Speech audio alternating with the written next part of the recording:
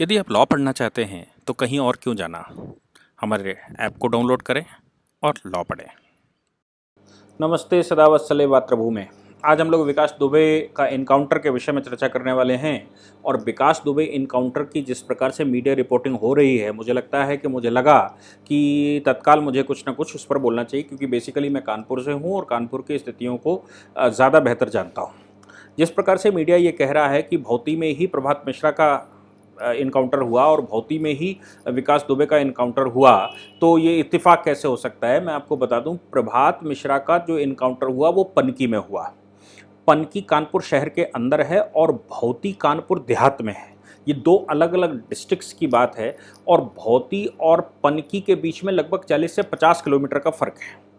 दूसरी बात ये आती है कि प्रभात मिश्रा जो लाया जा रहा था वो लाया गया फरीदाबाद से। फरीदाबाद से जब लेकर जाते हैं तो उसको ले जाया गया होगा इटावा होते हुए। इटावा से जिस रोड पर कानपुर मिलता है वहाँ से लगभग भौती उल्टी साइड में 40 किलोमीटर दूर है, जो झांसी साइड में जाता है।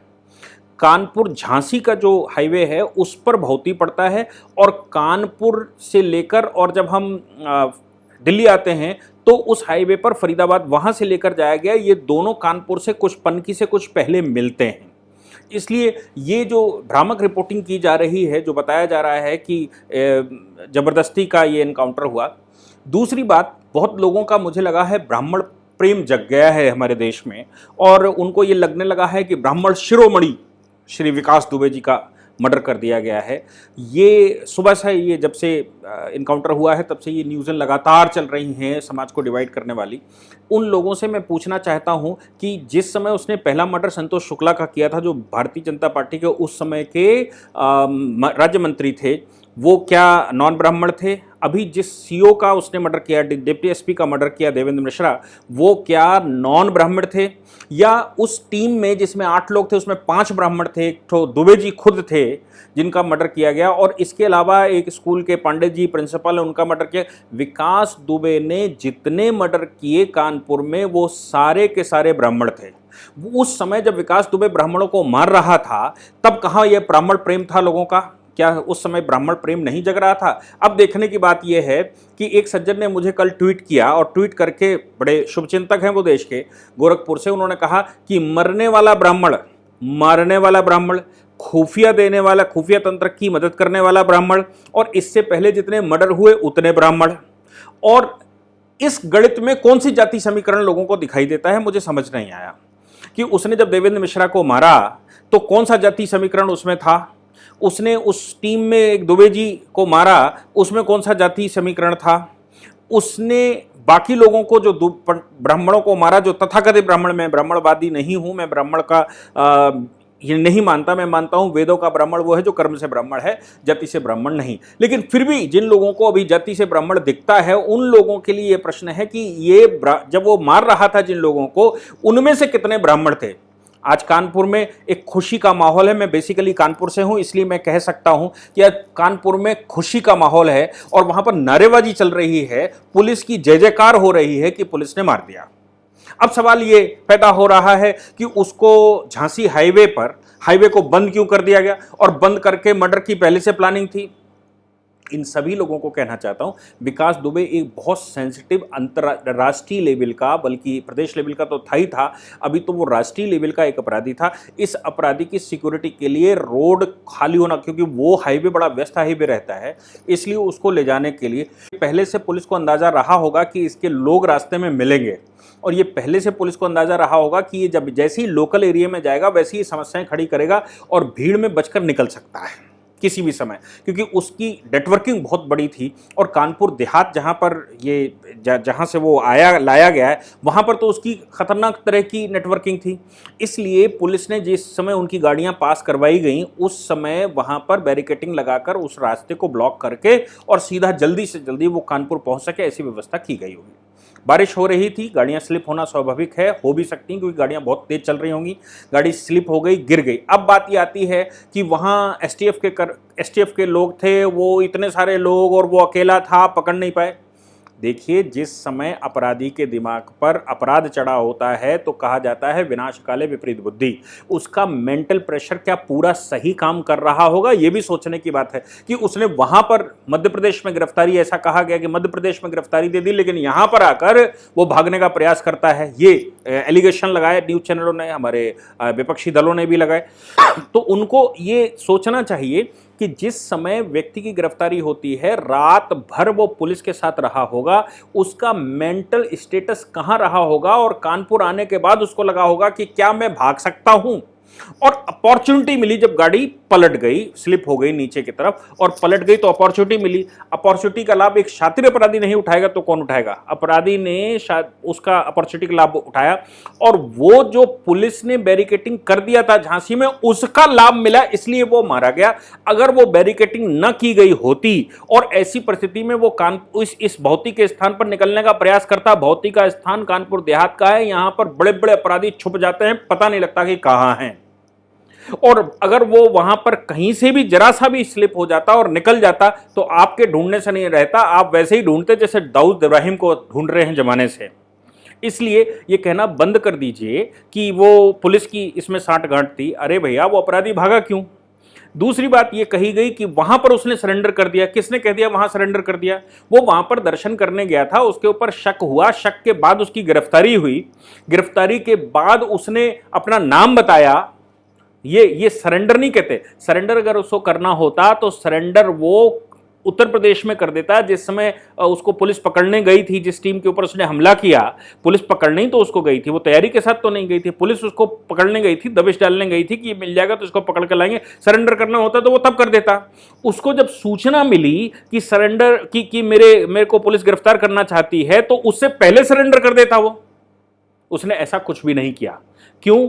क्योंकि वो सरेंडर करने के मूड में बिल्कुल भी नहीं था। उसको मालूम है कि इस सरकार में अगर सरेंडर किया तो मेरी लाइफ खत्म हो जाएगी, मैं दोबारा बाहर मुख्तार अंसारी की तरह नहीं निकल पाऊंगा और कभी बाहर नहीं निकल पाऊंगा।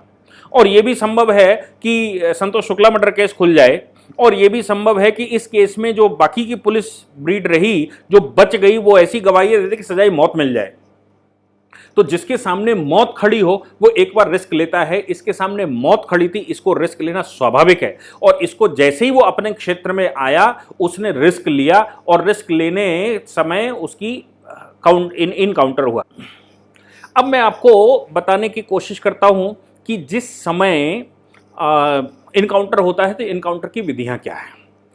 सेक्शन 46 सीआरपीसी, मैं फिर से बताता हूं, धारा 46 सीआरपीसी क्रिमिनल प्रोसीजर कोड की धारा 46 में यह व्यवस्था दी गई है कि जिस समय पुलिस किसी को अरेस्ट करती है, वो किसी भी हालत में किसी को अरेस्ट कर सकती है, और उसके लिए कोई भी विधि अपना सकती है उसको अरेस्ट करने के लिए।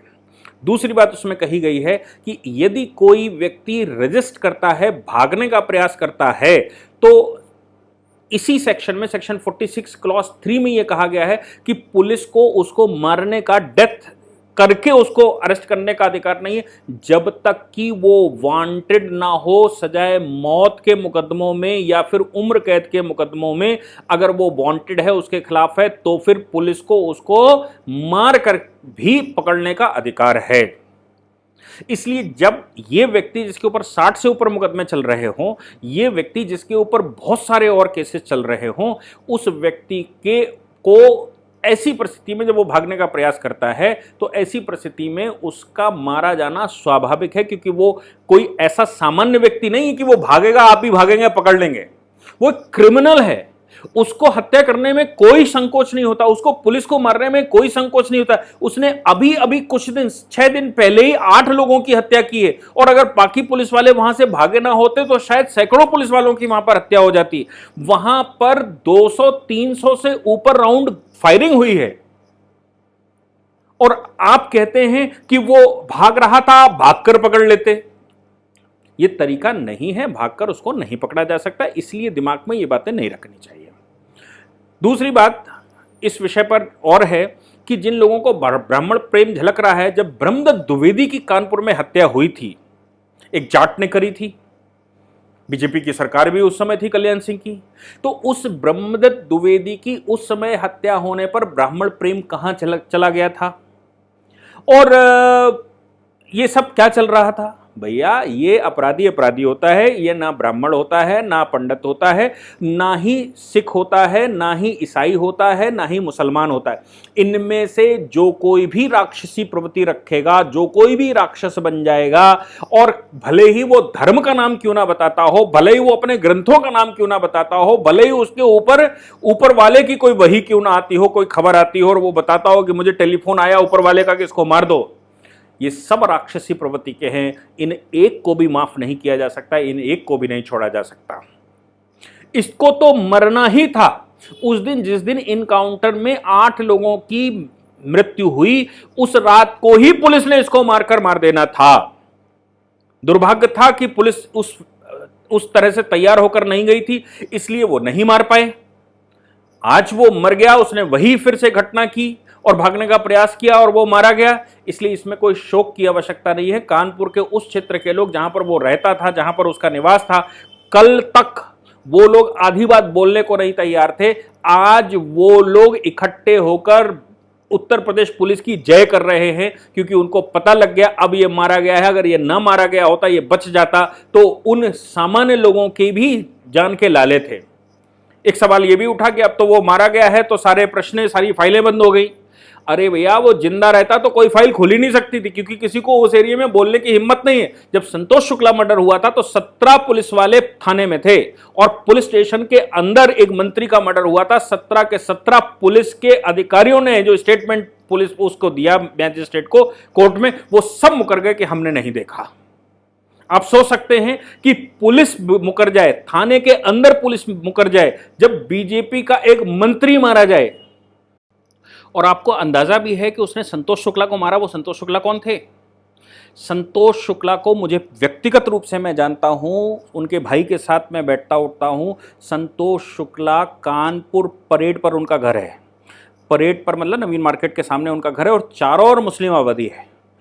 संतोष शुक्ला वो एक ऐसा व्यक्ति था जो मुस्लिम आबादी के ऊपर भारी था। मुसलमान जिस समय परेड के लोगों के ऊपर हमले वगैरह करा करते थे, चंदेश्वर का हाथा वहाँ एक जगह है, वहाँ पर हमले किया करते थे, उस समय संतोष शुक्ला वो व्यक्ति होता था जो सामने खड़ा होता था। संतोष शुक्ला वो व्यक्ति था जिसने पूरे परेड, चमनगंज, बेकनगंज, उस एरिया में लोगों को, मुसलमानों के जो अत्याचार थे, उन अत्याचारों से मुक्ति दिलवाने का कार्य कर रहा था। उस संतोष शुक्ला को इस व्यक्ति ने थाने के अंदर मारा था। क्या मैं या किसी को भी इस व्यक्ति के लिए यहां ब्राह्मणत्व तो झलकता है? शर्म आनी चाहिए लोगों को ऐसा सोचते हैं। तो आप सोच सकते हैं कि सामान्य व्यक्ति कौन आएगा उसके खिलाफ स्टेटमेंट देने के लिए, या कौन व्यक्ति उसके लिए स्टेटमेंट देगा या उसके खिलाफ स्टेटमेंट देगा। इसलिए ये अफसोस मत करिए कि वो मर गया तो फाइलें क्लोज हो गई। वो मर गया तो फाइलें खुलेंगी, क्योंकि लोगों को अब कहने की हिम्मत पड़ेगी, लोगों को बताने की हिम्मत पड़ेगी। अदरवाइज हर व्यक्ति को अपनी जान प्यारी है, और जान जब तक प्यारी रहती तब तक वो मुंह पर ताला बनाकर रखता है। इसलिए ये कोई विषय है नहीं। इस समय तो आपको ये कहना चाहिए कि उत्तर प्रदेश पुलिस पूरे उत्तर प्रदेश को क्लीन उत्तर प्रदेश बनाने की मुहिम पर चल रही है, और उसको चलना चाहिए। एक बात और लोगों ने कहा कि मौलाना साद, जिसने बहुत सारे लोगों को इन्फेक्टेड किया, मौलाना साद खुला घूम रहा है, आपने उस तरह से एक्शन मौलाना साद पर तो नहीं लिया। मौलाना साद का जो प्रकरण है वो दिल्ली पुलिस का है, वो उत्तर प्रदेश पुलिस का नहीं है। और उत्तर प्रदेश पुलिस ने जो उसका सहारनपुर वगैरह में जो उसके स्थान थे, उन सब जगहों पर उत्तर प्रदेश पुलिस ने वो करने की कोशिश की। मौलाना साद का जो मैटर था वो होम मिनिस्ट्री का मैटर है। मौलाना साद का जो मैटर है वो एपिडेमिक का मैटर है। मौलाना साद का जो मैटर है वो डिजास्टर मैनेजमेंट का मैटर है। दोनों मैटर्स अलग अलग हैं, इसलिए दोनों में कार्रवाई। ये हार्डकोर क्रिमिनल है, इसने 8 लोगों को सीधी गोली मारकर हत्या करी। मौलाना साद को छोड़ा जाएगा ऐसा नहीं है। मौलाना साद के माध्यम से जो भारत में लोग आए, उन पर मैं पहले भी बता चुका हूं कि होम मिनिस्ट्री क्या क्या एक्शन ले चुकी है। उन लोगों की गिरफ्तारी हो चुकी है, उन लोगों के सामने कोर्ट में प्रेजेंट किया जा सकता है। कुछ की बेलें हो गई, कुछ की बेलें नहीं हो, वो सब कार्रवाइयां चल रही है। इसलिए ये मत कहिए कि मौलाना साद को उत्तर प्रदेश ने माफ कर दिया और वो दुबे जी थे, वो पंडित जी थे, उनको मार दिया। भैया, कोई जाति से पंडित नहीं होता, कर्म से पंडित होता। कर्म से तो अगला आदमी जल्लाद है, और जल्लाद को कैसे बचना चाहिए, कैसे बचाना चाहिए? कर्म से तो वो राक्षस है, राक्षस को बचाना चाहिए क्या? राक्षस तो हमने रावण मार दिया। रावण को छोड़ दीजिए, रावण का पूरा कुल मार दिया। एक भी व्यक्ति, वो सारे ब्राह्मण थे, एक भी व्यक्ति को नहीं छोड़ा। तो फिर हमने शोक मनाया क्या रावण की मृत्यु का? हमने जश्न मनाया रावण की मृत्यु का। इसलिए राक्षस की मृत्यु पर शोक मत मनाइए और इस तरह के समाज को विभाजित करने के कार्य मत करिए। कल तक जो लोग कह रहे थे कि उसको वहां प्लानिंग करके गिरफ्तार करवाया, क्योंकि उत्तर प्रदेश में पकड़ा जाता तो इनकाउंटर हो जाता, प्लानिंग करके पकड़वाया वहां पर, आज वो कह रहे हैं कि इनकाउंटर जबरदस्ती कर दिया।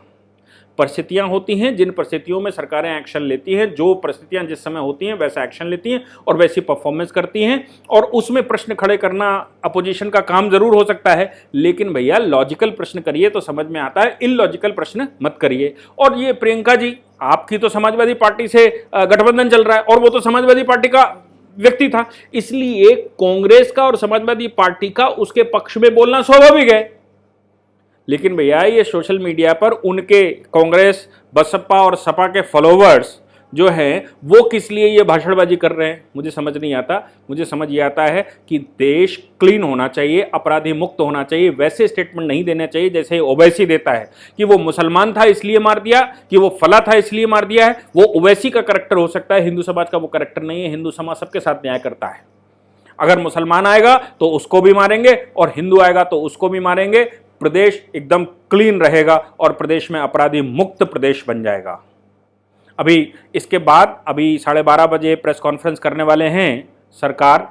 उसकी कॉन्फ्रेंस के बाद फिर जो निकल कर आएगा, मैं कोशिश करूंगा कि 2:15 बजे वाले अपने एपिसोड में एक बार फिर से उस पर चर्चा करूं। पूरी ऑर्गेनाइजेशन को चलाने के लिए आप नीचे डिस्क्रिप्शन से हमारे ऐप को डाउनलोड कर सकते हैं, जिससे कि लॉ स्टूडेंट्स को, लॉयर्स को और आम आदमी जो लॉ जानना चाहता है वो पेड प्लस फ्री क्लासेस का लाभ ले सकता है।